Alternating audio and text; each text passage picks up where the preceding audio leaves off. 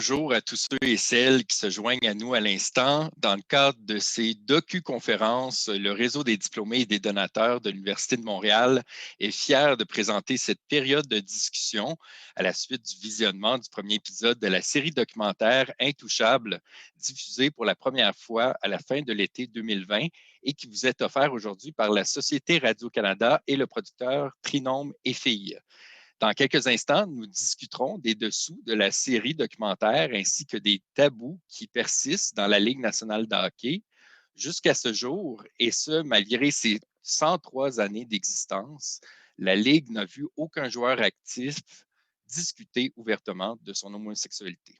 Avant de vous présenter nos deux invités, ma collègue Virginie Mesguich, également conseillère aux relations avec les diplômés de l'Université de Montréal, se joint à nous puisqu'elle s'occupera de recueillir vos questions et de les poser à nos invités un peu plus tard lors du segment Questions du public. Alors, Virginie, es-tu parmi nous? Bonjour. Bonjour David, d'abord merci, très heureuse de co-animer avec toi l'événement de ce midi. Effectivement, nous avons les questions. Donc pour celles et ceux qui souhaiteraient poser des questions, rien de plus simple. Je vous invite à utiliser dessous le bouton questions-réponses, aussi indiqué QNR, situé en bas de votre écran. On a déjà une première question, deux questions de Marie-Josée. Elles sont bien notées, qu'elle se rassure. Pour les commentaires ou le partage d'expérience, je vous invite plutôt à utiliser, vous en avez l'habitude, le chat ou le fil de discussion. Merci de conserver, par contre, je vous le rappelle, des propos respectueux en tout temps. Et sans plus tarder, David, je te laisse nous présenter nos deux invités. Merci beaucoup, Virginie. On s'en parle dans une vingtaine de minutes. Alors, pendant qu'ils activent leur micro et leur caméra, j'ai le grand bonheur de vous présenter nos deux invités avec qui nous collaborons depuis quelques semaines et qui ont accepté qu'on se tutoie aujourd'hui dans le cadre de cette entrevue. Vous la connaissez puisqu'elle est animatrice, chroniqueuse et journaliste depuis plus de 20 ans, passionnée de communication tant dans les domaines des sports, des variétés et de l'actualité. Elle a su développer son expertise à la radio, mais aussi à la télévision. Elle a notamment remporté 6 fois le trophée Artis en tant que personnalité d'émission de sport pour son travail de chroniqueuse à Salut Bonjour, mais aussi d'animatrice de l'émission Box Rock. Au fil des ans, elle a aussi couvert les Jeux olympiques de Sydney et de Salt Lake City, la Formule 1, les grandes compétitions de tennis et les Jeux panaméricains à Winnipeg. Diplômée en histoire et en journalisme de l'Université de Montréal, elle est actuellement co-animatrice de l'émission Ça rentre au poste sur les ondes d'Énergie Montréal. Marie-Claude Savard, bonjour. Allô? Merci d'avoir accepté notre invitation aujourd'hui. Bien, c'est sûr, c'est mon alma mater. Fait que, moi, ça a commencé à l'Université de Montréal en histoire, cette quête-là, si on veut, de vérité. Puis ce que vous avez vu dans Intouchable a été beaucoup teinté de mes études. Hein. Des fois, on dit que quand on est diplômé, on ne fait pas nécessairement des choses qui ont rapport avec notre diplôme.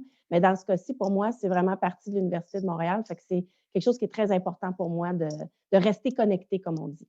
On est très heureux de t'avoir. Merci d'être parmi nous. De son côté, en 2015, il devient le premier arbitre et le seul homme toujours actif dans le hockey professionnel à exprimer publiquement son homosexualité. Originaire de Montréal, il commence à arbitrer dès l'âge de 14 ans avant d'en faire sa profession 5 ans plus tard. Après avoir gravi les échelons dans l'Ouest canadien jusqu'à devenir arbitre dans la Ligue junior de l'Ouest, il fait le saut chez les professionnels pendant 4 saisons au sein de la Ligue de hockey de la côte Est. Plus récemment, le prestigieux New York Times lui consacre une page complète pour raconter son parcours inspirant et les défis qu'il a dû surmonter au fil des ans. Et aujourd'hui, il fait équipe avec la Ligue nationale de hockey pour combattre l'homophobie dans le hockey et travaille avec plusieurs organismes et groupes de défense pour les athlètes LGBT, notamment à titre d'ambassadeur de Athlete Alley. J'ai le grand plaisir de vous présenter Andrea Baronnet. Bienvenue, Andrea, et merci d'être parmi nous également. Ah, mon plaisir, ça va? Très bien. Et si vous voulez, on va commencer la discussion avec Marie-Claude. Tout d'abord, Marie-Claude, dès les premières minutes du premier épisode de la série documentaire Intouchable, on comprend que ça fait quelques années que tu souhaites parler des tabous qui persistent dans la LNH. Tu fais preuve d'une grande sensibilité et d'une belle détermination pour poser les vraies questions au sujet de l'homosexualité, mais aussi de l'argent, les femmes et la drogue. Pour quelqu'un comme toi qui a couvert le sport pendant plus de 15 ans, parle-nous un peu de ta démarche depuis la toute première fois que l'idée t'est venue en tête jusqu'à la concrétisation du projet. Ça a dû être tout un casse-tête, non? Ah, vraiment. Puis, tu sais, dans le fond, moi, je suis arrivée dans le sport par la porte d'à côté, c'est-à-dire que je ne suis pas une athlète, une ancienne athlète, je n'étais pas nécessairement fan fini de sport, il n'y a rien qui me prédisposait à faire cette carrière-là. Alors, quand j'ai commencé à couvrir les événements sportifs, j'avais peut-être une autre vision des choses. Tu sais, j'arrivais pas avec le même bagage que tout le monde, donc j'ai pas eu les mêmes constats. Je prenais pas pour acquis que tout le monde comprenait tout, puis j'ai observé beaucoup de choses dont je ne pouvais jamais parler. Mm. Et donc, ça a pris vraiment des années avant que je me décide à monter le projet. Puis ensuite, en tout et partout, ça a pris 10 ans entre le moment où j'ai écrit le projet et la réalisation du documentaire parce que les réseaux de télévision ne voulaient pas s'aventurer dans ce genre d'entreprise-là parce qu'ils ont des liens commerciaux avec la Ligue nationale, ça risquait de compliquer la donne. Et moi, j'étais découragée, je me suis dit, on ne le fera jamais intouchable. Et puis finalement, à l'été 2018, enceinte jusqu'aux oreilles, je me suis présentée en Gougoune à Radio-Canada avec mon projet.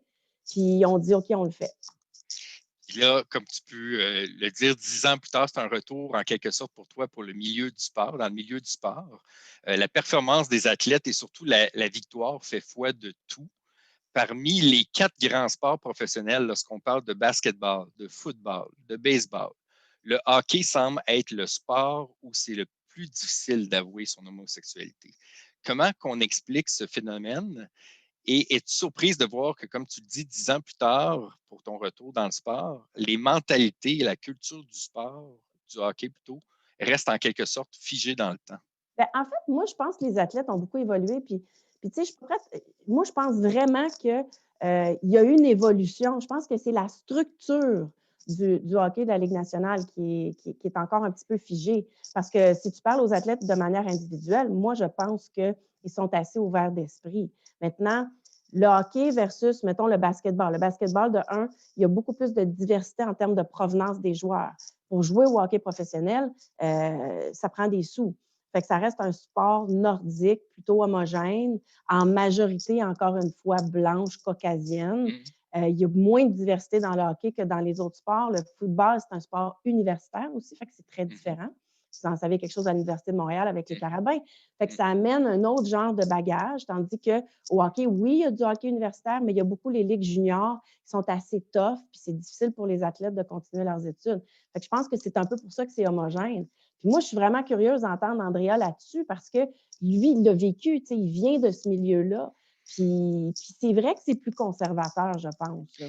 Exact. Puis on va revenir sur les confidences que tu as eues d'anciens joueurs avec ton documentaire, mais on va se tourner vers Andrea pour qu'il puisse nous parler un peu de son histoire. Andrea, ton parcours est vraiment très inspirant. En 2015, tu as décidé de dévoiler ton homosexualité en rédigeant un article sur le site outsports.com, une plateforme numérique qui offre une voix aux athlètes de la communauté LGBT. Pour quelqu'un qui a joué au hockey très jeune, mais que son rêve a toujours été de devenir arbitre dans la Ligue nationale de hockey, raconte-nous un peu les grandes étapes de ta vie, du moment que tu as commencé à te poser des questions sur ton orientation sexuelle, mais aussi comment que tu as surmonté ces défis-là avant d'accepter et surtout d'assumer complètement ton homosexualité. Oui, mais je pense que j'avais peut-être 14-15 ans quand j'ai commencé à me poser des questions sur ma sexualité, mais ça a pris quand même jusqu'à 21 ou 22 ans que je fais mon coming out. 22 ans, ouais. Et dans cette période de 6-7 ans, j'ai joué jusqu'à 18 ans au hockey et j'ai arbitré en même temps depuis 14 ans. Et c'était quelque chose que je savais. C'est pas que j'ai pas fait mon coming out parce que je voulais pas. Je le savais pas moi-même. Dans ma tête, être gay, c'était même pas une option. J'ai ces pensées-là, mais c'est normal pour des jeunes, ça va passer. Et je connaissais personne qui était gay et comme j'ai dit, c'était même pas une option. Je pense, comme on a vu dans le documentaire, Brock, il savait tout le long, depuis qu'il y a 15-16 ans qu'il était gay. Je le connais aussi, Brock, très bien. Et il dit que quand j'avais 15 ans, je voulais faire mon coming out. Mais moi aussi, j'aurais aimé ça, mais je ne savais même pas. C'était pas que j'étais. Si tu me demandais à 15, 16, même 20 ans si j'étais gay, je disais non. C'était ma vérité dans le temps. Ça a pris vraiment jusqu'à 21 ans, 22 ans où finalement je l'ai assumé, je l'ai accepté et je l'ai réalisé moi-même. Est-ce que pour toi, tu penses que c'est la culture du hockey, de façon consciente ou inconsciente, qui a en quelque sorte retardé ton coming out ou de te poser, de repousser ces questions-là? Absolument. Ouais. Oh, absolument. Il y en a pas, il y en a pas de question dans ma tête. C'est exactement ça. C'est la culture de l'hockey que j'ai commencé à jouer le hockey à 3 ans. J'ai commencé à patiner j'avais, je pense, 1 an et demi. Fait que j'ai vraiment grandi dans le sport. Et absolument, oui. Puis qu'est-ce qui était important pour toi, c'est que lorsque tu es arrivé dans la Ligue de East Coast League à titre d'arbitre professionnel, pour toi, c'était important de mettre carte sur table et de faire ta sortie du placard. Sur la glace, tu as été au cœur de confrontations entre les joueurs, mais aussi de certaines insultes homophobes qui peuvent être partagées dans le feu de l'action. Peux-tu nous raconter de quelle façon tu gérais ça? Tu avais certainement une bonne carapace et comment ces insultes ou un événement en particulier t'ont fait douter de remettre en question ton rêve de devenir arbitre dans la Ligue nationale de hockey? Ouais, mais je pense, quand j'avais fait mon coming out personnel à ma famille, mes amis, etc., j'ai fait mon coming out dans l'hockey dans l'Ouest, à Vancouver, mais aux arbitres aussi en même temps. Tout le monde le savait en même temps. Moi, je l'ai su 2 mois plus tard que tout le monde l'a su, incluant les arbitres que j'ai arbitré avec. Tout le monde c'était une expérience extrêmement positive. Puis après ça, en rentrant dans l'hockey professionnel, j'avais toujours l'intention d'être vraiment moi-même, sur la glace, dans le vestiaire, euh, dans l'aréna. Alors, je pense que c'était une des choses que moi, j'étais très confiant en moi-même et j'ai pas fait mon coming out à 15 ans. Je l'ai fait à 22 ans. J'étais un petit peu plus vieux. J'étais plus un ado. J'avais un peu d'expérience dans le hockey puis un peu d'expérience dans le hockey junior. C'était pas complètement nouveau. Et une fois que j'ai arrivé dans l'hockey professionnel, j'ai juste pris ma même logique d'être vraiment moi-même et je l'ai mis dans l'hockey professionnel. Et même en faisant des blagues avec les autres arbitres, on riait, même d'être des petites jokes de gay, rien de mal, mais juste la même joke que quelqu'un ferait d'un quelqu'un straight, je le faisais d'un quelqu'un gay, puis tout le monde riait, on riait tout ensemble. Puis sur la glace, à ta question, si jamais j'entendais quelque chose homophobique, ça dépend comment ça s'est passé sur la glace. Mais si c'était envers un autre joueur, j'allais voir le joueur à la prochaine arrêt de jeu, puis je disais, dis pas ça, utilise n'importe quel autre adjectif si tu veux, mais pas celui-là, rien de raciste, rien de personnel comme ça. Puis 99% du temps, tout le monde disait, oh mon Dieu, excuse-moi, vraiment, c'est ma faute, excuse-moi. Puis le prochain arrêt de jeu, il revenait une deuxième fois s'excuser encore.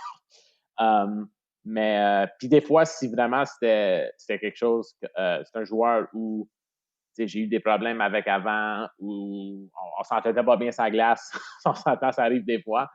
Puis il disait quelque chose à un autre joueur une parole homophobe ou quelque chose d'autre. Je l'ai dit 2-3 fois, cette ligne-là, puis ça marchait vraiment bien. Si quelqu'un disait, je vais le dire en anglais, oh, stop it, you fag. Moi, je disais, oh no, no, I'm gay, my boyfriend's sitting right there. Tout le monde était comme, de même, puis tout le monde était comme, OK, mais OK, on s'en va au banc, puis de même. Tout le monde s'en allait de même. Puis au prochain sifflet, au prochain chiffre, il venait me voir, puis il s'excusait comme. Puis souvent, après le match, il s'en venait dans la chambre, puis s'excusait dans la chambre d'arbitre aussi, personnellement. Fait que tu vois que c'est vraiment un problème, comme Marie-Claude, tu as dit, c'est un problème de culture, pas un problème de personne, la plupart du temps. Claude, quand tu entends le témoignage d'Andrea, comment tu réagis? Tu sais, tu as eu quand même des confidences aussi assez troublantes de la part de Brock McGillis, l'ancien gardien de but, qui, dans ton documentaire, parle de dépression, d'idées suicidaires, consommation excessive d'alcool. C'est pas facile de gérer tout ça comme athlète, surtout au hockey. Ben, en fait, non, c'est triste. Puis ce qu'on ne veut pas, c'est d'autres Brock McGillis. On ne veut pas de cette souffrance-là. Je pense que, tu sais, un athlète a le droit d'être ce qu'il est, puis ça vaut aussi pour toutes les opinions politiques et tout. Tu sais, je veux dire, je pense que tranquillement, pas vite, ça avance très rapidement. On donne le droit aux athlètes d'être ce qu'ils sont. Puis ça vaut aussi pour tous ceux qui veulent se... Tu sais, je pense qu'aux États-Unis, il y a une grande discussion à savoir est-ce qu'un athlète peut donner son opinion politique. Je pense que est-ce qu'un athlète peut parler de son orientation sexuelle sans que ça affecte son contrat, sans que ça affecte sa carrière. Je pense que ça évolue très rapidement. Tu sais, Brock, malheureusement, puis moi, j'ai été bouleversée par son histoire. Je pense que ça a changé. Tu sais, après la diffusion d'Intouchable, il y a un autre joueur qui a fait un coming out dans le hockey junior. Ça a été très bien accueilli. Je pense que ça évolue vite. Puis moi, j'ai le goût de poser la question à Andrea, vraiment, sincèrement, connaissant la structure de la Ligue nationale de hockey, les sacrifices qu'il faut faire pour y arriver, le fait que les carrières soient si courtes, qu'il y ait tant d'argent en jeu. Si toi, tu as un ami qui est une vedette de la Ligue nationale de hockey, Andrea, est-ce que tu lui suggérerais de faire sa sortie du placard? Mais je veux pas je veux pas dire qu'est-ce que tout le monde dit, mais c'est quelque chose de très personnel. Oui, c'est vrai, c'est très personnel, mais en même temps, moi, je ne disais pas oui ou non. Moi, je disais juste quoi s'attendre. Parce qu'il n'y a rien d'autre. Comme ça, lui, il peut prendre sa décision en même temps d'être informé. Parce que rendu à ce point-ci, en 2021, je pense que ça fait tellement d'années qu'on parle de ça que le build-up les médias, des équipes, des joueurs, etc., il y a tellement un build-up que je pense qu'il va avoir un gros media blitz quand quelqu'un le fait. Puis c'est pas pour tout le monde, ça. C'est vraiment pas pour tout le monde. Écoute, moi, j'étais un arbitre dans la ECHL, dans la Ligue de la Côte de l'Est, et j'étais sur le cover du New York Times un an plus tard. Je peux pas imaginer ce que ça va être pour un joueur de la Ligue nationale. Ouais. Alors, je pense que ça va être gérer l'attention plus que rien d'autre. Je pense, en tant que joueur dans le vestiaire, en tant que son contrat, je pense qu'on est dans le hockey, on a passé cette étape-là.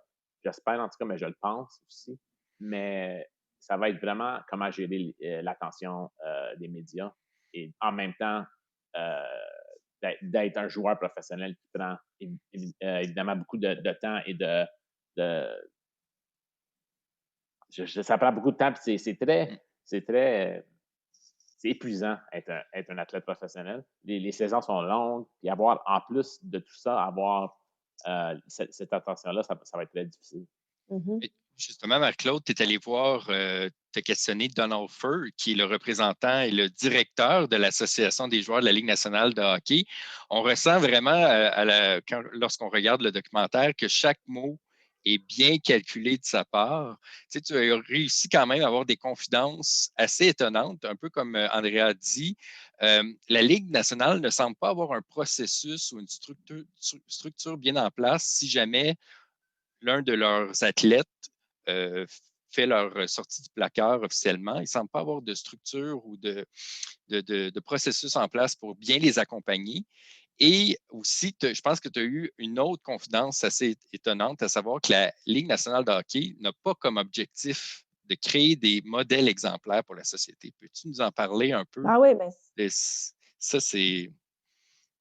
Mais cette entrevue-là avec Donald Fehr, elle a été extrêmement compliquée à obtenir. Elle a été compliquée à réaliser. Tu sais, ce que vous ne voyez pas dans le documentaire, c'est qu'à tout moment, il faisait un stop tape, puis il était colérique. Tu sais, il n'était pas content de répondre à ces questions-là. Il se demandait pourquoi il était assis là.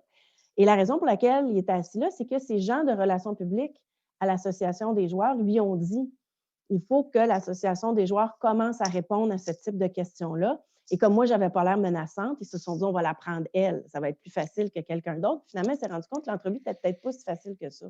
Fait qu'il était très choqué d'avoir à répondre à ça. Puis, son attitude à lui, c'était vraiment, ce n'est pas de ma responsabilité à moi de m'occuper du joueur qui va faire un coming out. Puis moi, j'essayais de lui dire, oui, mais ton joueur, il te verse une cotisation syndicale, il s'attend à des services. Puis, il faut que tu saches le protéger son contrat, sa carrière, l'aider à naviguer à travers ça. Parce que c'est vrai ce qu'Andrea dit. Tu sais, mettons, Une équipe sait que potentiellement un joueur va faire un coming out. Il ne sera jamais contre ce joueur-là, contre ce qu'il vit humainement. Personne n'est contre ça, je pense, très peu, en tout cas en 2021. Mais le directeur général va peut-être se dire, bon, mais là, si je vais faire l'acquisition de ce joueur-là puis qu'il décide de sortir du placard, est-ce que ça va faire dérailler ma saison? Est-ce que ça va déranger les autres joueurs dans le vestiaire d'avoir le double de journalistes? Est-ce que ce joueur-là va être capable non seulement de mener une carrière hyper exigeante, mais aussi de répondre? Fait que j'étais étonnée de voir à quel point l'association des joueurs n'était pas prête à répondre à ces questions-là. Ça m'a déçue profondément, tu sais. Puis Andrea, lorsque Marie-Claude partage tout ça, qu'est-ce que ça te fait? Comment tu réagis face à ça? Mais moi, je suis toujours le genre de réagir dans un sens de c'est quoi la solution. Et en tant que je travaille en tant que conseiller comme à la Ligue nationale, un peu sur leur campagne de Hockey is for Everyone. Et je connais très bien Kim Davis, qui est son titre est VP de Legislative Affairs and Hockey Growth à la Ligue nationale. Puis c'est une dame vraiment extraordinaire. Et là, elle devrait être dans la Ligue nationale il y a 10 ans, mais en tout cas. Puis ma première réaction, c'est je vais y parler cet après-midi d'exactement ça et je veux parler à Donald Fear à propos de exactement ça. Puis, donc, tu me confirmes que tu vas les appeler cet après-midi, c'est ça? Oui, c'est ça. Ouais. Mais c'est ça, justement, pour ceux et celles qui nous écoutent présentement, qui ne sont pas conscients de l'initiative You Can Play, c'est une initiative qui a quand même vu le jour à la suite du décès tragique de Brandon Burke, le fils de 20 ans de l'influent directeur général Brian Burke, qui a perdu malheureusement la vie dans un accident de voiture quelques mois seulement après avoir dévoilé son homosexualité en 2009. Donc, comme on le voit dans le documentaire à Marie-Claude, Hockey is for Everyone. Il y a aussi les Pride Tapes où est-ce que finalement les joueurs utilisent des rubans arc-en-ciel. Justement, ça me fait penser, est-ce que la Ligue nationale, selon vous, et une ligue professionnelle comme la East Coast League en fait présentement assez? Je pense que ça s'en vient. Moi, je doute pas de l'intention, jamais. Oui. Moi, je pense qu'il y a une intention pour ça. Puis je pense que c'est à leur avantage parce qu'il faut ressembler au public, il faut ressembler aux fans. Puis les plus jeunes aujourd'hui vivent une réalité très différente. On est très ouverts là-dessus. Fait que moi, je pense que oui. Je pense qu'il y a juste les structures peut-être à faire évoluer. Puis peut-être, moi, c'est ce que j'ai vu dans ma démarche, c'est-à-dire le fait qu'il y a une certaine contradiction entre la performance de haut niveau et tout ce qui vient avec le fait d'avoir une identité différente. Maintenant, je pense qu'Andrea va être d'accord avec moi, une fois que ça va être fait, là, puis que le premier coming out de la première vedette va être fait, ça va être correct. C'est juste le premier qui va avoir à faire face à tout ce barrage-là. Puis après, ça va être un modèle pour d'autres, puis ça va être parfait. Parce que plus le hockey s'élargit, plus le bassin est large, plus on va aller chercher de talent, puis ça va assurer la pérennité du sport. Puis moi, je suis une fan de hockey, fait que c'est ça que je veux pour le hockey. Je pense qu'on n'est pas loin d'y arriver, là. Je te dirais qu'aujourd'hui, quand je vous parle, versus la conclusion que j'ai faite à mon documentaire, j'ai plus d'espoir. Tout à fait. Tu aimerais poursuivre, dans le fond, parce que comme tu l'as dit tantôt, il y a des choses qui ont changé ou qui ont avancé depuis la diffusion du documentaire. Comme tu en parlais tantôt, il y a eu ce jeune espoir de la Ligue de hockey junior majeur du Québec, Yannick Duplessis, qui a fait son coming out, qui a fait son coming out officiellement. Il y a aussi eu cette confession-là d'un auditeur à ton émission de radio, Marie-Claude, qui a appelé dans le segment Les Vendredis secrets pour discuter ou avouer qu'il y avait eu des rapports sexuels avec un joueur du Canadien de Montréal. Avec toutes ces révélations-là, est-ce que ça confirme en quelque sorte ton choix d'avoir présenté un documentaire et est-ce que ça te donne le goût de poursuivre avec une série, une saison 2 de la série documentaire Intouchable? Non, moi, c'était vraiment... en fait, ce que je souhaite, c'est qu'on continue à parler de ces choses-là, que ça ça continue à lancer le débat, qu'on fasse comme on fait aujourd'hui. Oui. Avoir Andrea qui est avec nous aujourd'hui, c'est extraordinaire, là, parce qu'on est dans le cœur. Lui, il est à l'intérieur de ça. Là. Fait que Oui. c'est merveilleux. Moi, je suis extrêmement satisfaite des retombées et de ce que ça a généré. Je ne pense pas que ce serait possible de faire une saison 2 à ce moment-ci, parce qu'il faudrait laisser la poussière retomber. Là. Ça a brassé beaucoup de choses dans le monde du sport. Moi, personnellement aussi, je mettais un terme un peu à ce côté-là de ma carrière. Fait que je suis extrêmement fière. En ce moment, il y a le comité des Gémeaux qui regarde le documentaire. Fait que, comment dire, je suis satisfaite d'avoir été au bout de cette démarche-là. Je pense que c'est à quelqu'un d'autre de continuer ça. Je pense qu'il faut laisser le temps aussi. Là, on en parle. Il faut laisser le temps aux institutions de se réajuster. Ce serait injuste de continuer à taper là-dessus en ce moment, je pense. Mon feeling. Et Andrea, de ton côté, je reviens aussi sur un événement qui est arrivé justement dans les East Coast League. Tu étais ouvertement homosexuel à ce moment-là, tu avais fait ta sortie du placard, mais il y a eu quand même des insultes homophobes qui t'ont fait douter de ton rêve de la Ligue nationale. Peux-tu nous en parler un peu de qu'est-ce qui est arrivé et Il y avait comment ça? Il y avait 2 instants que deux entraîneurs sont venus à la porte de la Chambre des arbitres après un match et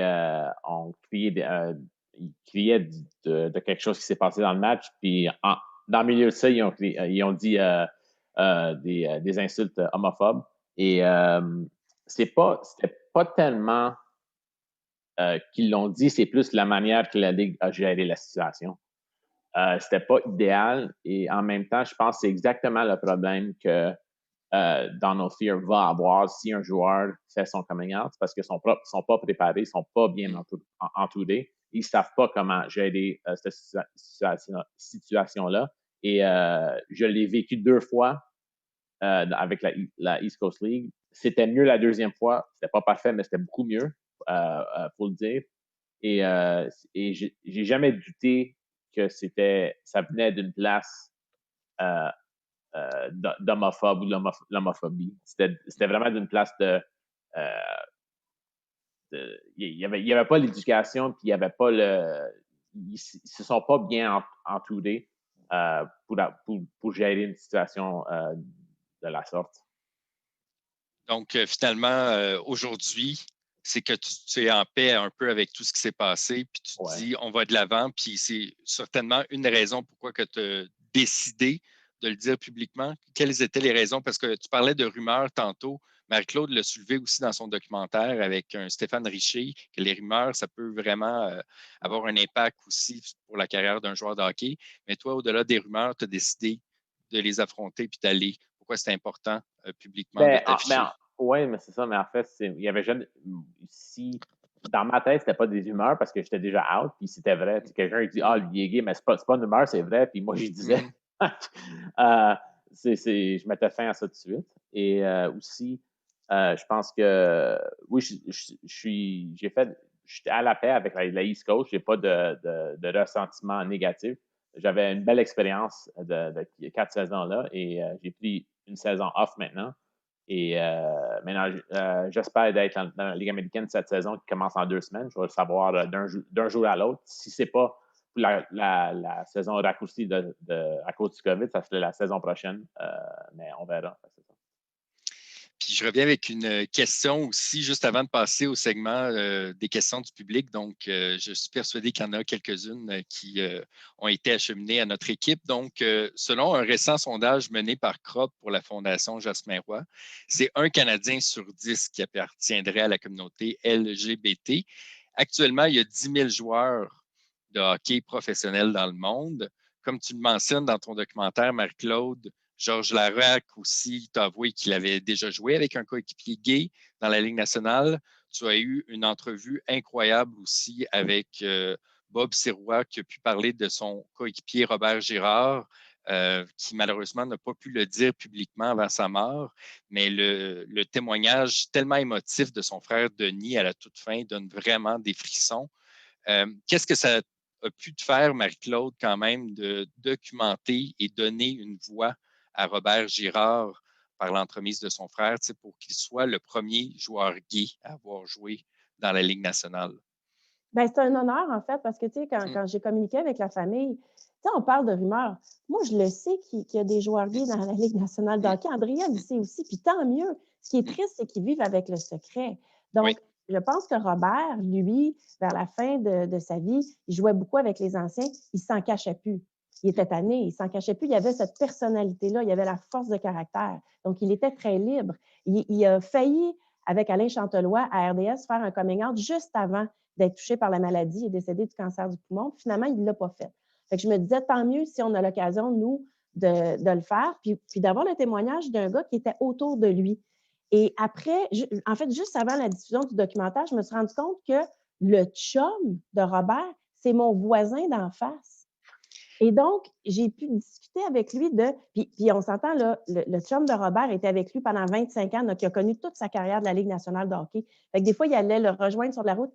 Et littéralement, là, il m'a raconté que des fois, les joueurs rentraient dans la chambre d'hôtel et lui était caché dans le garde-robe. Aïe, aïe, wow. J'ai dit, puis il entendait tous ces mots-là, tu sais, qui aujourd'hui sont mal vus, puis tout ça, mais tous ces mots-là homophobes ont fait que lui, il a pas fait son coming out. Fait que j'ai été très honorée de pouvoir entrer dans ce sujet-là, puis leur donner la possibilité d'achever quelque chose qui ne l'était pas finalement, là. Mais c'est assez incroyable comme révélation, comme quoi le monde est très petit. Puis des fois, Hey, c'est vraiment à la toute fin. Puis je pense que c'était à la toute fin du documentaire quand c'est arrivé, hein, justement. oui, Ça. oui, Oui. moi, j'étais due pour sortir cette information-là, là, tu sais, il n'y avait pas de hasard. Puis je me suis dit, au moins, il y en aura un dans les annales. Fait que je me disais, si ça peut peut-être enlever de la pression au premier qui va le faire. Tu sais, rendu là, moi, j'étais juste en mode solution, un peu comme Andrea, puis je me disais, on va le faire, tu sais, on va en parler. Tout à fait. Puis en tout cas, le résultat est tellement exceptionnel. Félicitations, Marie-Claude, pour ça. Si vous le voulez bien, tous les deux, on va passer avec les questions du public parce que je suis persuadé qu'il y en a plusieurs. Donc, je demande à ma collègue Virginie de bien vouloir nous rejoindre. Virginie, est-ce que tu as recueilli quelques questions du côté du public?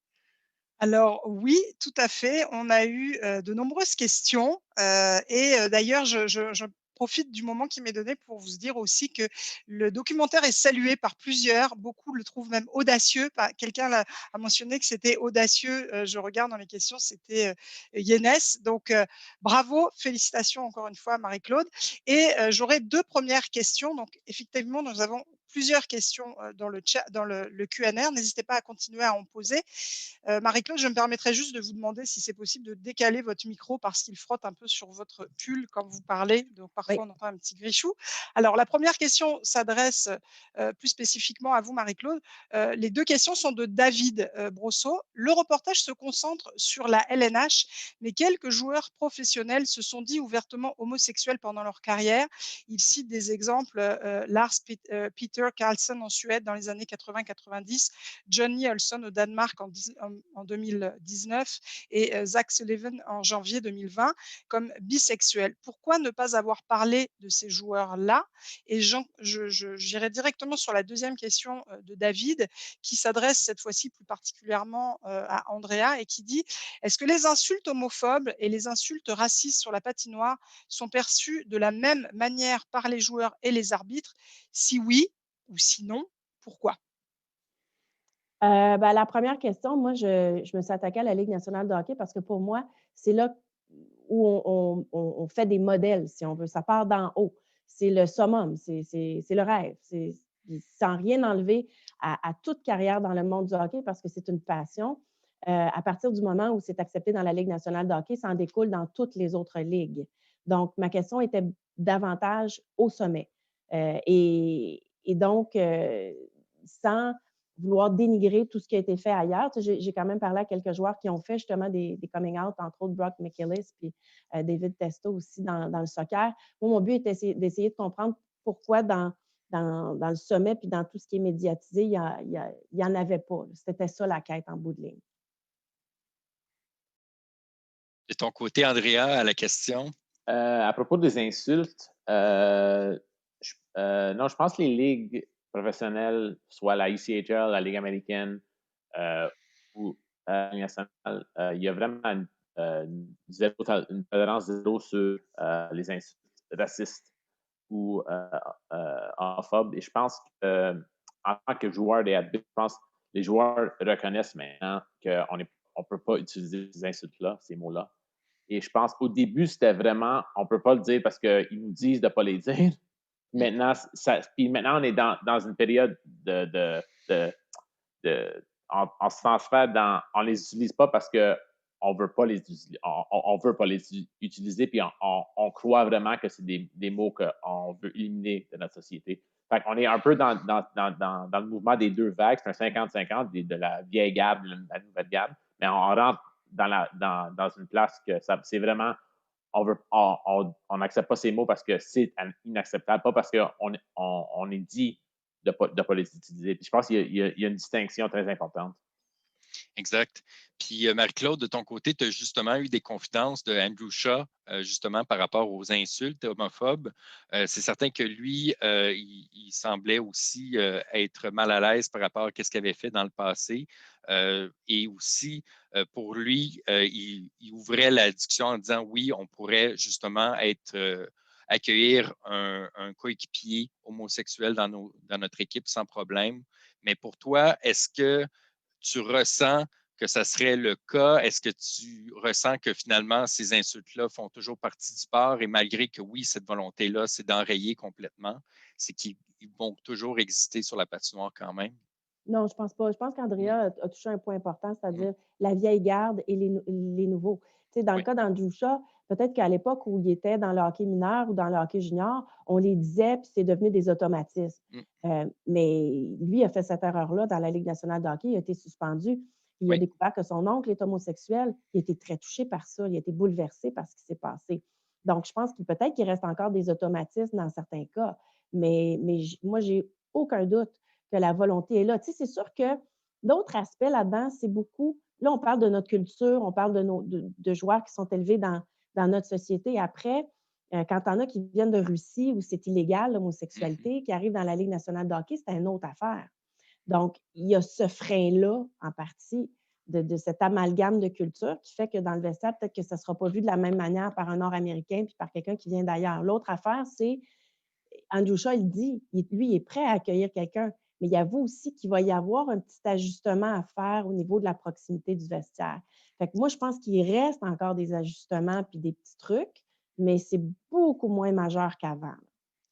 Justement, comme tu parles de joueurs de hockey qui proviennent de d'autres pays, est-ce que toi, tu as tenté d'avoir des entrevues avec eux? Est-ce qu'il y a certains témoignages que tu as réussi à avoir peut-être une entrevue avec un ancien joueur, puis que finalement, à la toute fin, avant la diffusion du documentaire, ces scènes-là n'ont pas pu être diffusées? Est-ce que tu as eu ça en dessous du projet de documentaire?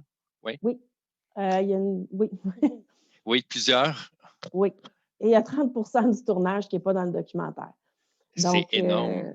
ouais. Est-ce que ça t'a surpris que les gens reviennent un peu sur... parce qu'ils ont accepté d'enregistrer à la caméra Ben, en leur fait, ça ne m'a pas témoignage? surpris parce que je comprends l'univers du sport. Puis, tu sais, Oui. quand tu arrives en plein milieu d'une saison dans un vestiaire pour poser des questions sur autre chose que le sport, moi, je comprends très bien que c'est comme un cheveu sur la soupe. Mhm. Puis, c'est des enjeux majeurs, hein, le hockey professionnel. C'est beaucoup d'argent, c'est des gros rêves, c'est des grosses performances. Fait que là, toi, tu arrives dans un vestiaire puis tu déranges tout le monde avec une question sociale profonde qui a plein de ramifications. Mhm. Pas un contexte idéal. Ce qui est plus compliqué, c'est même, mettons, l'été, là, un joueur qui n'a pas besoin d'en référer à son équipe pour parler, il sent quand même une pression là, de devenir un porte-parole, ambassadeur d'un sport. Fait que c'est pas que l'athlète, il veut pas embarquer là-dedans, c'est pas qu'il veut pas parler, c'est juste qu'il pense tout le temps, mais ça va être quoi les conséquences? Je vais-tu me donner du trouble alors que je devrais aller m'entraîner à la place? Puis je ne sais pas si, Andrea, tu comprends, si je m'exprime clairement, mais dans le sport, en fait, c'est juste que tu viens déranger des gens qui sont occupés à penser à autre chose. Ben, je pense que c'est une culture où, mais c'est pas parlant d'avoir un joueur qui est dans ton équipe, mais n'importe qui, n'importe quoi d'autre que le hockey, c'est une inconvénience. C'est ça la culture on parlait avant, c'est aux États-Unis, les autres ligues professionnelles, les trois autres ligues professionnelles, les joueurs maintenant sont capables de parler de la politique, de n'importe quoi, des problèmes sociaux, etc. Puis au hockey, c'est encore, ben oui, on dit qu'on veut être plus, plus ouvert, mais en même temps, c'est sur nos termes. Puis c'est pas de même, ça marche. Mm. Non, puis tu sais, mais tu sais, Colin Kaepernick, il a quand même payé cher là, son Ouais. genou à terre il y a plusieurs années. Ça a fait évoluer les choses, mais il a payé quand même, puis on pourrait en débattre, là, est-ce qu'il aurait eu une grande carrière ou pas, on n'entrera pas là-dedans, mais il a quand même payé cher. Puis ça aussi, ça fait réfléchir le joueur gay de dire, regarde, lui, il a juste émis une opinion politique, puis ça lui a coûté cher côté contrat. Qu'est-ce Ouais. qui va m'arriver à moi si je le fais, tu sais? Moi, je pense que ça va être, à mon avis, je pense que ça va être un joueur, le premier joueur qui va être out dans la Ligue nationale, ça va être un joueur qui est déjà out dans les rangs juniors. Peut-être pas publiquement, mais à son équipe, tout le monde le sait. Dans le monde d'hockey, tout le monde le sait. Peut-être que ce n'est pas public encore. Et il va se faire repêcher, il va jouer, puis éventuellement, il va avoir un article. Il va être, une fois qu'il est déjà dans la Ligue nationale, une fois que tout le monde le sait déjà à l'intérieur, puis quand ça sort, ça ne sera pas une surprise aux joueurs. Quand le Media Blitz va arriver, tous les joueurs vont être « Ah oui, nous autres, on le savait. » Tout le monde va être « Ah, OK. » Fait qu'il n'y a pas une très grande histoire ici à part de peut-être un 72 heures de média, puis après, ça passe. À mon avis, je pense que ça va être demain, ça va se passer. C'est toute une prédiction, Andrea. Donc, je sais que j'ai quelques questions supplémentaires du public pour vous. C'est fort intéressant, vos discussions, mais je crois qu'il y a plusieurs membres du public qui souhaitent vous poser leurs questions. Virginie, je me retourne vers toi à nouveau. Donc, je pense que tu as quelques questions pour nous. Oui, absolument, David. Alors, j'ai encore 2 questions à la fois qui s'adressent un peu à nos 2 intervenants. Alors, une question qui vient de A Marchand. Alors, je m'en excuse puisque je ne sais pas le A, si c'est une dame ou un monsieur, mais ce n'est pas si grave. La première, c'est plutôt les 2 questions tournent autour des jeunes. D'abord, cette personne veut préciser que le sujet, elle le trouve tellement pertinent. Et pensez-vous qu'il y a quelque chose qu'on puisse faire en amont quand les joueurs sont très jeunes, chez les M15, voire avant même chez les Team Beats, pour que s'opère un véritable changement de culture, si c'est là l'enjeu? Et Marie-Édith, un peu dans la même idée, demande à Marie-Claude, après un peu de recul depuis la première diffusion, que diriez-vous maintenant à un jeune joueur professionnel qui souhaite révéler son homosexualité? Je pense que cette question ne s'adresse pas uniquement à Marie-Claude, mais on pourrait également la poser à Andrea. Voici pour les 2 questions suivantes. Comme Andrea, je pense que c'est quelque chose de très personnel. Je dirais simplement à ce joueur-là, entoure-toi très, très, très bien. Puis je pense qu'à partir du moment où on a conscience, puis c'était un peu le but de faire un documentaire comme ça, des enjeux, puis des difficultés, puis des défis, bien, je pense que ça peut bien se préparer tout ça. Puis ça recoupe un peu la question des jeunes. Je pense que la culture, à mon avis, évolue très bien, là. Moi, je pense que les choses sont bien faites là, au niveau du hockey mineur, du hockey, parce que tu sais, le sport ne peut pas être en parallèle de la société indéfiniment non plus, là. Les jeunes qui commencent à jouer proviennent de milieux qui sont plus ouverts, plus acceptants, plus accueillants en général. Et les gens, comment dire, cachent moins leur identité à plein de niveaux, là. Donc, moi, je pense que ça se fait plus rapidement. Tu sais, quand Georges Larac me dit dans le documentaire qu'il ne pense pas qu'il va voir ça de son vivant, moi, aujourd'hui, en 2021, je pense que je vais voir ça de mon vivant. Puis, si j'avais un conseil à donner, je pense que ce serait dans l'affirmative maintenant, très certainement. Oui. Je pense que aussi, on est avec les réseaux sociaux et tout ça aujourd'hui, les jeunes, même à 8, 7, 8, 9, 10, 11 ans, ils sont plus isolés dans le hockey comme ils étaient dans le temps. Avant, tu étais un joueur de hockey puis tu étais juste un joueur de hockey. Peut-être tu jouais au soccer ou au baseball l'été, mais quand tu étais joueur de hockey en tant que jeune, tu étais un joueur de hockey et c'est tout. Maintenant, avec les réseaux sociaux, on ne peut plus être juste isolé. Je pense qu'il y a beaucoup plus de culture, de d'autres, pas juste dans le sport, mais dans la culture, dans la musique, dans beaucoup d'autres paramètres dans la vie qui rentrent dans la tête d'un jeune, qui donne peut-être un envisionnement un petit peu plus grand du monde et de la vie. Puis ça rentre dans la culture d'hockey, puis ça change la culture en même temps. Je crois que Virginie aussi, on a d'autres questions que tu voulais nous poser. Oui, absolument. Il y a David déjà David Brousseau, pardon, qui souhaitait également, justement, puisqu'on parle des médias sociaux, préciser Yannick Duplessis, joueur junior des Maritimes repêché dans la LHJMQ, s'est dit ouvertement homosexuel en 2020. La plupart des commentaires sur les réseaux sociaux ont été positifs. Pensez-vous qu'il a créé un certain mouvement? Donc, un peu dans la suite de ce que vient de nous énoncer Andrea. Je pense que oui, et je pense que c'est le premier ou un des premiers dans les rangs juniors. Et je pense c'est ça que je parlais avant, ça va être un jeune dans les juniors qui est déjà fait un coming out, qui va monter dans la Ligue nationale et fait son coming out rendu là. Mais comme cet exemple-là, il a déjà fait son coming out. Alors, je pense qu'il n'y a pas peut-être des entrevues en parlant de son expérience, mais ça ne sera pas un deuxième coming out si jamais il se rend dans la Ligue nationale. Et c'est un exemple que la culture s'en va dans la bonne direction, comme disait Marie-Claude. Oui, puis je pense que ce qui est merveilleux dans ce cas-ci, puis en fait, ce qu'on lui souhaite, c'est que cette liberté-là, c'est-à-dire de se libérer du secret, l'aide à jouer à la hauteur de ses performances. Parce que moi, ça, c'est un extrait qui m'a marqué du documentaire et de l'entrevue avec Brock McGillis, ce sentiment que tout ce secret qu'il a gardé, qui l'a fait plonger dans une dépression, l'a empêché de jouer à son plein potentiel. C'est ça qu'il faut souhaiter aussi. C'est pas juste la question de faire la sortie du placard, c'est d'être capable après ça, potentiellement, de se faire repêcher dans la Ligue nationale de hockey puis d'aller au bout de ses rêves. Ou en tout cas, d'être certain qu'il a été capable de donner son maximum. Parce que justement, l'histoire n'a pas toujours été favorable aussi au premier qui s'affichait. Donc, on a juste à penser à Michael Sam, que finalement, malheureusement, sa carrière a un peu déroutée par la suite. Mais comme tu dis, Marie-Claude, c'est vraiment des témoignages qui permettent de faire avancer les choses. Andrea, moi, j'ai une question pour toi, à savoir que tu as certainement également reçu des témoignages positifs à la suite de ta sortie. Tu as sûrement contribué aussi à aider à faire avancer les choses, que ce soit pour les arbitres, mais aussi les athlètes LGBT? Oui, moi, j'ai eu des centaines et des centaines de messages sur les réseaux sociaux, des emails. Je pense que j'ai eu plus que 500 messages quand j'ai fait mon premier coming out sur Outsports. C'était vraiment incroyable et c'était tout positif. Je n'ai pas eu une note négative ou peut-être qui se demandait des questions.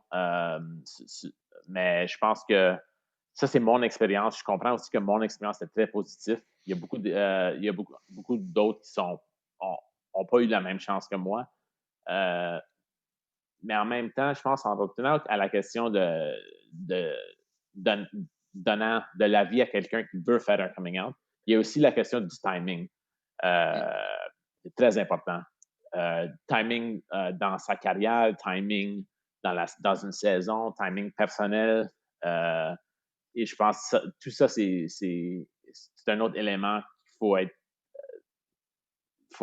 C'est quelque chose de très délicat. Oui, parce que les conséquences, comme Marie-Claude le soulève dans le documentaire, ils peuvent être grandes pour les joueurs professionnels. Justement, si la relation, tu ne peux pas avoir une relation naturelle avec tes coéquipiers, que tes performances en souffrent, ça peut avoir des implications, oui, monétaires, mais aussi en lien avec la suite de ta carrière. Et je veux bien dire que tout le monde devrait faire son coming out quand ils veulent et sur leur terme, mais en même temps, il faut être réaliste quand même. Et je pense qu'il y a un côté de voir le timing et être très intelligent quand faire le coming out aussi. Virginie, je pense qu'on a aussi 4 autres questions du côté du public. Oui, absolument. Donc, il y a la question de Yannès qui disait ma question est orientée vers les pistes pour faire évoluer la mentalité et la culture d'inclusion et de diversité dans les sports professionnels. Vous avez abordé dans le documentaire le rôle des joueurs, des membres de la direction des équipes et de la Ligue nationale de hockey. Mais qu'en est-il du rôle du public comme facteur de changement des mentalités? Ben, je pense que comment dire, dans le cas du hockey, moi, j'ai l'impression qu'ils sont plus conservateurs que le public. Maintenant, pour avoir été une femme dans le hockey,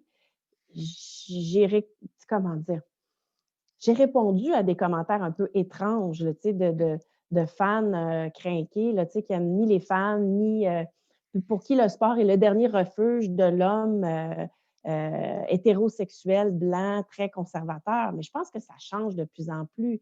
Je pense que il y a toujours quelque chose de générationnel là-dedans, puis c'est clair que ce soit dans le public, que ce soit dans les structures, il y a une vieille garde là, qui, à un moment donné, va tout simplement partir par elle-même, là, puis ça va être, il va y avoir une régénération, si on veut, là. Fait que, mais tu sais, je pense que ça vaut pour n'importe quoi. N'importe qui est sur les réseaux sociaux va aller voir ces commentaires-là à n'importe quel moment. Je pense qu'il y en a de moins en moins. Je pense que ça évolue. Je pense que le public, c'est sûr que le public a quelque chose à faire là-dedans. Tu sais, quand on fait les matchs de diversité, Hockey is for everyone, puis que les gens dans la foule applaudissent puis participent, mais ça rassure. Tu sais, ça fait une différence quand même. On se dit, ben, coudonc, les gens sont prêts à accepter la diversité à tout point de vue, là. Parce que là, on parle d'homosexualité, mais il y a d'autres affaires aussi dans le hockey, là. Fait que oui, moi, je pense que le public en fait partie, mais je pense pas que ça part du public nécessairement. Et je pense qu'on peut pas aussi s'attendre à tout le monde, au public, d'être un participant actif. Il y a beaucoup qui vont être des participants passifs. Exemple, applaudir dans un match de Hockey is for Everyone. Ça, oui, moi, tu vas à un match, tu ne sais même pas que c'est le match, c'est Hockey Everyone. Mais tu dis, ah oui, moi, je suis pas cette cause-là, et tout le monde applaudit. Ben, ça, c'est plus passif. Mais ça prend les deux bords. Mais on ne peut pas être négatif envers le monde qui ne sont pas actifs. Tant qu'ils ne sont pas dans le chemin, déjà, on est bien parti. Et je pense que ça va prendre des personnes actives, évidemment, mais pour amener la population plus passive à eux autres. Mais je pense qu'on s'en va dans le bon chemin et cette population passive veulent venir à nous. Tu parlais de personnes actives. Andrea, tu es aussi quelqu'un qui est activement impliqué avec la Ligue nationale de hockey. Tu en as effleuré un petit bout tantôt. Peux-tu nous expliquer un peu qu'est-ce que tu fais avec la Ligue pour justement contrer un peu l'homophobie? En fait, c'est presque comme un ambassadeur du sport. C'est pas un titre officiel. Je les aide avec des célébrations Pride un peu partout dans l'Amérique du Nord, que les équipes de la Ligue nationale font partie de la parade ou n'importe quel autre événement Pride. Et aussi, si jamais il y a une situation où il y a quelqu'un qui dit quelque chose d'homophobe, ils vont me conseiller comment gérer la situation ou comment avancer. Si jamais j'ai une idée, comme aujourd'hui à Down Fear, j'ai cette idée-là d'y parler, mais je vais parler à la Ligue nationale pour lui parler, pour avoir une réponse que moi, je veux être sûr que si un joueur fait son travail, il est bien entouré par son syndicat. Et on parle souvent des syndicats dans l'hockey, évidemment, dans une vie professionnelle, mais dans l'hockey, le NHLPA, c'est un syndicat et ça devrait être géré comme un syndicat. Puis dans n'importe d'autres syndicats, ça serait quelqu'un qui fait un coming out public puis a un problème, il est à son syndicat, ça devrait être la même chose dans l'hockey. Tout à fait. Je sais qu'il nous reste 2 questions du public, donc je me tourne vers Virginie pour ces 2 dernières questions avant le mot de la fin. Oui, alors on a une question de Desmarais qui dit « Le manque de diversité en général dans le sport pourrait-il aussi contribuer à la lente évolution finalement des mentalités ?» Ça reprenait un peu la question précédente, mais je ne sais pas qui de vous deux souhaite… En fait, ce que je comprends ce qu'il veut dire, c'est que ça prend plus de temps dans le sport parce que ça commence jeune, tu sais, c'est générationnel, j'ai l'impression. Je ne sais pas comment l'imager autrement, là, mais tu ne peux pas revirer ça sur un dizaine. Tu sais, c'est des gens qui sont là depuis longtemps, très établis, qui éventuellement vont céder leur poste à une autre génération qui a une autre façon de penser. C'est vraiment un paquebot là, tu sais, qui est difficile à changer immédiatement. Moi, je pense que ce que je vois depuis quelques années, c'est que ça change beaucoup plus rapidement qu'avant. Fait qu'on dit oui que c'est conservateur, c'est conventionnel, mais je pense que tranquillement, pas vite, je suis surprise en fait depuis la diffusion du documentaire de voir à quel point ça bouge plus rapidement. Puis quand j'entends Andrea parler justement d'actions comme ça, de pouvoir prendre un téléphone puis de poser des questions à l'Association des joueurs de la Ligue nationale de hockey, ça m'encourage parce qu'avant, c'est des bureaux très fermés, de gens qui avançaient à pas de tortue, qui voudraient… Parce que, tu sais, le sport ne veut pas perdre ses acquis. Puis la raison, dans la Ligue nationale de hockey, la raison première pour un propriétaire d'équipe d'avoir une équipe, c'est de faire des profits. Ce n'est pas nécessairement de faire avancer la cause sociale. Mais je pense qu'aujourd'hui, ils réalisent que pour faire des profits, il faut faire avancer la cause sociale. Tout ça pour dire que oui, ça avance lentement, mais moi, je trouve qu'il y a de l'espoir. Oui, je pense que… C'est Andrea. Oui, je pense que effectivement, tu as raison, Marie-Claude. Puis je pense que la Ligue nationale puis les équipes dans la Ligue nationale, c'est des entreprises. Ils veulent faire de l'argent. Et je pense s'ils pensent que les causes sociales, c'est quelque chose d'externe, c'est pas un problème interne pour l'instant, ben ils vont avoir une méchante claque quand ça arrive en 5-10 ans, et qu'ils voient que mais maintenant, parce que le hockey n'a pas, c'est pas mis dans le travail des problèmes sociaux, ben maintenant sont irrelevant, comme on dit. Fait que, puis une fois que, si ça arrive que moins en moins de personnes vont regarder le hockey, ben, ça veut dire moins de revenus. Puis je pense qu'ils commencent à comprendre ça tranquillement, et je pense que c'est ça qui va vraiment changer, changer la discussion. Tout à fait. Puis à la fin du documentaire, Marc-Claude, je me retourne vers toi parce que tu dis justement les choses avancent tellement vite depuis la diffusion du documentaire. Est-ce que tu reviens sur justement ta prédiction, à savoir, bon, mais plutôt que d'attendre 10, 15, 30 ans, ça devrait arriver plus rapidement Oui. que tu penses? Oui, oui. Moi, je me suis réconciliée avec le monde du sport, avec cette série documentaire-là. Quand j'ai commencé, j'étais découragée et ça m'a redonné confiance. Moi, j'aime le sport. J'aime les athlètes. J'aime regarder. Je trouve que c'est, tu sais, des fois, on a tendance à dire, ah, c'est secondaire, c'est du divertissement. Moi, j'y crois pas. Puis même si la Ligue nationale ou l'Association des joueurs me disent qu'on ne forme pas des modèles, moi, c'est pas comme ça que je le vois, du tout. Pour moi, le sport, c'est un idéal, c'est une allégorie pour la vie. C'est important qu'on ait ça. C'est important qu'on s'implique dans ce que le sport représente pour nous. Moi, je ne le vois pas comme quelque chose de passif du tout. Je vois ça comme un enjeu social important. Puis, tu sais, dans la démarche, il y a beaucoup d'athlètes amateurs qui m'ont étonnée, qui m'ont contacté pour me dire qu'ils souffraient énormément, eux, même dans des sports individuels, de ne pas pouvoir s'afficher tels qu'ils sont. Puis ça ne veut pas dire nécessairement homosexuels, mais comme personnes différentes. Fait que moi, je pense qu'il faut s'impliquer, il faut les pousser des fois, il faut challenger, mais il faut aussi apprécier puis chérir notre sport, particulièrement le hockey parce que c'est notre sport national. Puis moi, je trouve ça, c'est drôle comment le monde dit souvent que mais ça n'a pas la place dans le sport, ça n'a pas la place dans le sport. Mais quand ils veulent parler de leur culture, puis on parle de la culture canadienne, la culture québécoise, la culture de Montréal, le hockey, ça fait partie de la culture. Mais c'est drôle qu'on voit que ça change. Le ton va changer quand on parle de quelque chose de social. Puis là, ça fait pas rapport avec le sport. Mais quand on parle quand ils veulent se promoter de la culture, puis ils sont fiers de leur sport, puis en tant que leur ville, ça fait tout rapport avec la culture puis avec leur ville. C'est très intéressant à voir le changement de la perception de quelqu'un quand ça l'affecte différemment. Justement, notre discussion d'aujourd'hui, on voulait susciter ces discussions-là qui sont tellement importantes, comme vous le dites, pour faire avancer les choses. Avant qu'on puisse avoir le mot de la fin, je sais qu'il y a 2 autres questions du public qui nous attendent. Donc, Virginie, je pense que c'est avec beaucoup d'enthousiasme que tu veux nous les poser. Oui, merci beaucoup, David. Il y avait deux questions encore dans la section Q&R. Je pense qu'on terminera là-dessus, David, n'est-ce pas? Hein? Oui, c'est les 2 dernières parfait. questions et par la suite, on va avoir le mot de la fin. Donc, on te laisse le champ libre, Virginie. Merci beaucoup. Donc, question de Marie-Édith. Andrea, je dénote une certaine hypocrisie dans les propos de certaines personnes interviewées par Marie-Claude. Elle cite par exemple, Marie-Édith, oui, un joueur ouvertement gay serait bien accueilli sans aucun problème, mais c'est sûr que ce serait difficile de s'y adapter. Alors, elle demande, Marie-Édith, première question, comment réagissez-vous à ces propos en tant que personne directement concernée? Donc, la question ici s'adresse à Andrea. Et tout de suite, je vous donne la deuxième question, c'est comment expliquez-vous, et elle s'adresse cette question plutôt à vous deux, comment expliquez-vous la différence dans l'acceptation de l'homosexualité au hockey masculin versus le hockey féminin?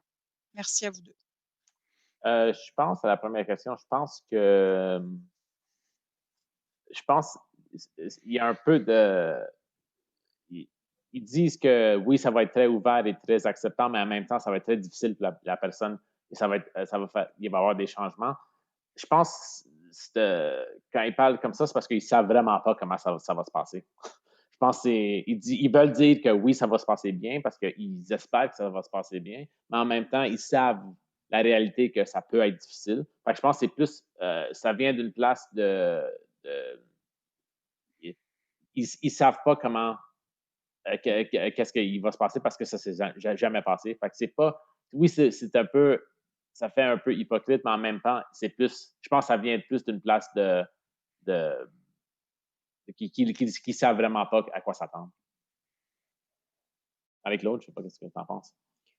Ben, l'hypocrisie, je pense que moi, ce que j'ai remarqué quand je faisais les entrevues, c'était que je voyais les gens cheminer au moment où ils faisaient l'entrevue. C'est-à-dire que je pense qu'ils n'avaient pas nécessairement réfléchi tant que ça d'avance. Ou souvent, puis c'est le contexte du sport qui fait ça beaucoup, c'est que habituellement, on pose des questions très rapidement, une question, puis ensuite on passe à autre chose. C'est rare que quelqu'un ou un athlète professionnel dans une saison de hockey va s'asseoir et vraiment passer une demi-heure là, à se faire challenger sur le sujet de l'homosexualité. Fait que, par exemple, Andrew Shaw, lui, il a fait des liens là, pendant l'entrevue qu'il ne fait pas normalement dans sa vie. Donc, c'est peut-être ça aussi des fois, le propos, il n'est pas clair ou il n'est pas précisé ou il n'est pas pensé parce que ça ne fait pas partie des choses dont on discute. Je ne pense pas que les athlètes discutent de ça entre eux. Je ne pense pas que les journalistes posent nécessairement ces questions-là non plus. Fait que le documentaire avait ça comme particularité, ce qui fait qu'on pouvait me dire une chose, puis ensuite complètement se dédire à la question suivante.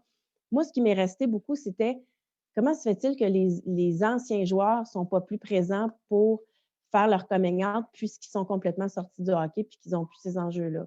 C'est la seule affaire qui me hante un peu, là, où je me dis, est peut-être là l'hypocrisie un peu. Mais en même temps, je ne veux pas juger personne parce que je ne suis pas dans cette situation-là. Oui, je pense. Oui, je pense vas-y, Andrea. Ouais, mais je pense qu'une fois qu'un joueur a fait sa retraite, je pense que c'est plus, ça vient d'une place de. Je veux plus rien savoir de ça. Ça fait 10 ans, 15 ans, 20 ans, je suis avec ça dans ma tête. Je me cache. Maintenant, je peux être moi-même chez nous, à l'extérieur, n'importe où que je vais, puis je veux plus l'attention, je pense. Je veux pas cette attention, je veux plus en parler. Je pense que ça vient d'une place qui va expirer finalement.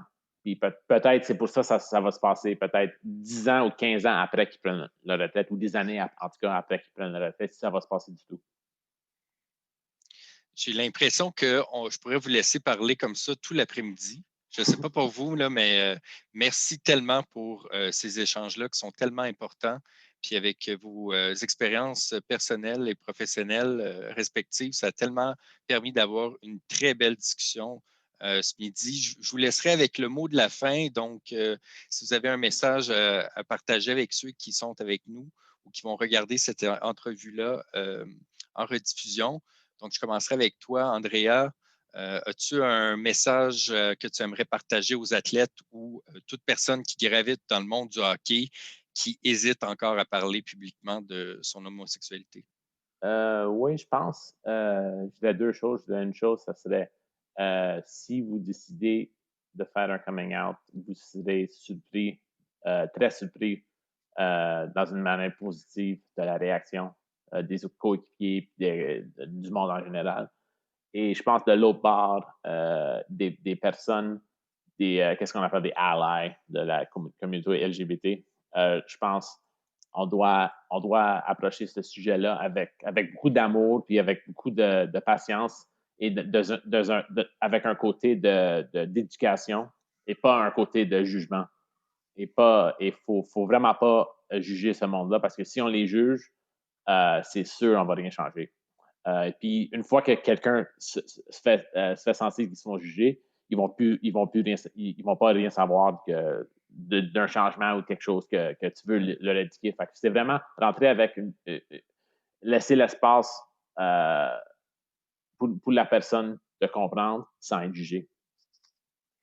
Andrea, merci énormément d'être un ambassadeur transparent, d'avoir été avec nous pour partager ton expérience. C'est vraiment très, très inspirant. Puis on peut te souhaiter de, bien sûr, arbitrer dans la Ligue américaine de hockey. Je pense que tu souhaites accéder à ça dès cette saison. Oui, peut-être, oui. Je vais savoir, comme j'ai dit, d'un jour à l'autre si je vais arbitrer cette saison qui commence censé commencer le 5 février, fait qu'en 2 semaines. Sinon, ça va aller à la saison prochaine en septembre. qu'est-ce que je peux te souhaiter? Je pense que tout le monde te le souhaite, d'être justement, d'accéder à la Ligue nationale de hockey, devenir cet arbitre-là que tu souhaites depuis. Donc, merci beaucoup d'avoir été avec nous, Andrea. Marie-Claude, de ton côté, quels sont tes prochains projets? As-tu une autre série documentaire en tête? Je te laisse ton mot de la fin. Bien, en fait, oui, je vais continuer à faire des documentaires parce que ça a été une super belle expérience. Moi, je veux remercier Andrea parce qu'on ne peut pas faire des documentaires si on n'a pas justement des gens qui acceptent de se mettre sur la ligne de feu, de combiner une passion pour le sport puis une passion pour le social, puis de ne pas être justement le gars qui n'a plus le goût d'en parler, là, comme les retraités. Je te félicite d'avoir ce courage-là. Ce que je retiens de cette série-là, puis c'est vraiment le message que je veux lancer, c'est que le sport, là, c'est identitaire. C'est quelque chose de profond pour nous. Puis je trouve ça dommage que les journalistes de sport qui font la couverture soient dirigés simplement vers les statistiques, les résultats, les performances. Je pense que c'est plus que ça pour nous, le sport. Puis ce que je souhaite ardemment, c'est que les équipes, c'est que le sport en général ouvre la porte à ce type de journalisme-là. Ça a été très difficile de faire Intouchable. Moi, ce que je souhaite, c'est que ces gens-là qui suivent le hockey puissent parler de ces sujets-là, donnent la possibilité aux athlètes de le faire, puis que ça devienne plus confortable. Parce que moi, tout le long de la série, je sentais cet inconfort. Et pourtant, il y a des propos extraordinaires, des histoires humaines extraordinaires à découvrir dans le sport. Fait que je souhaite vraiment que quelqu'un reprenne le flambeau et continue ça. Et c'est ce qu'on apprend quand on est à l'université, justement. Fait qu'à tous ceux qui proviennent du milieu universitaire, bien, je dis, cette démarche-là qu'on apprend quand on est sur les bancs d'école, elle nous sert dans la vie après. Et pour le reste, ben, je suis super contente d'avoir participé à cette expérience-là, puis de continuer à jaser comme ça. Fait que je vous remercie de m'avoir accueilli puis d'avoir écouté l'épisode 1 d'Intouchable. Merci tellement, Marie-Claude. Merci beaucoup pour tout ce que tu as fait avec la série documentaire Intouchable. Puis oui, le message est lancé de revenir à un journaliste axé un peu plus sur l'humain. Donc, derrière ces athlètes, il y a vraiment des humains et que c'est important d'en parler. Donc, le message est clairement lancé. Merci infiniment à vous deux. Ce fut une discussion tellement enrichissante, puis un bonheur d'échanger avec vous ce midi. Merci aux membres du public qui ont été avec nous aujourd'hui. J'espère que vous avez, autant que moi, apprécié cet échange. À l'instant, dans le fil de discussion, vous recevrez un lien vers un court sondage. Je vous invite à prendre une minute pour y répondre. Votre opinion nous permet de vous offrir du contenu qui vous intéresse. Également, dans la section clavardage, nous partageons le site web de l'organisme Interligne pour ceux et celles qui souhaitent obtenir de l'aide ou tout simplement de l'information sur la diversité sexuelle avec des intervenants qui sont disponibles 7 jours sur 7, 24 heures sur 24. N'hésitez pas, vous pouvez composer dès maintenant le 1-888-505-1010, 1-888-505-1010 pour rejoindre l'organisme Interligne. En terminant, j'ai le plaisir de vous inviter à notre prochain docu-conférence qui aura lieu le 25 mars prochain. Cette fois-ci, en soirée, dès 17h30, nous diffuserons le documentaire Rêveuse de ville de Joseph Hillel, diplômé de l'Université de Montréal et qui sera présent pour échanger avec nous. Merci encore une fois à Marie-Claude Savard et Andrea Baronnet, nos deux invités d'aujourd'hui, pour leur grande disponibilité et nos généreux échanges. Un merci spécial à ma collègue et co-organisatrice des docu-conférences Virginie Mesguich et également mon collègue Jérémy Desport dans le fil de discussion. Également à notre technicien Vincent Martin et toute l'équipe du groupe de couverture d'événements de l'Université de Montréal, sans qui cet événement virtuel ne pourrait pas avoir lieu.